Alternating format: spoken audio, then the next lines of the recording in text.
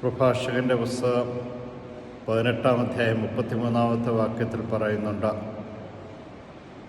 കടം വാങ്ങി വിരുന്ന് നടത്തി നീ ഭിക്ഷക്കാരനായി മാറരുത്. പലപ്പോഴും വിരുന്ന് നടത്തി ഭിക്ഷക്കാരായി മാറുന്ന ഒരുപാട് പേരുള്ള ഒരു സമൂഹമാണ്. മകളുടെ വിവാഹത്തിന്, ആദ്യ കുർബാനയ്ക്ക്, അതുപോലെ തന്നെ വീട് വെപ്പിന്, പാലുകാച്ചിന് ഒക്കെ കടം വാങ്ങി വിരുന്ന് നടത്തി കടക്കാരായി മാറി വീടും സ്ഥലവും വിറ്റുകൊണ്ടുപോകുന്ന ധാരാളം പേരുള്ള സമൂഹത്തിലാണ് നാം. കടം വാങ്ങി വിരുന്ന് നടത്തി നീ ഭിക്ഷക്കാരനാകരുതെന്ന പ്രഭാഷകൻ നമ്മെ ഓർമ്മിപ്പിക്കുന്നു. നമ്മുടെ കടങ്ങൾക്കെല്ലാം കാരണം പലപ്പോഴും ഈ വിരുന്ന് നടത്തലാണെന്ന് കാണുവാൻ കഴിയും. ഇന്ന് സുബോധമുണ്ടായി നമുക്ക് കർത്താവിൻ്റെ വഴിയിലൂടെ നടക്കാം. നിത്യം പിതാവും പുത്രനും പരിശുദ്ധാത്മാവും നിങ്ങളേവരെയും അനുഗ്രഹിക്കട്ടെ.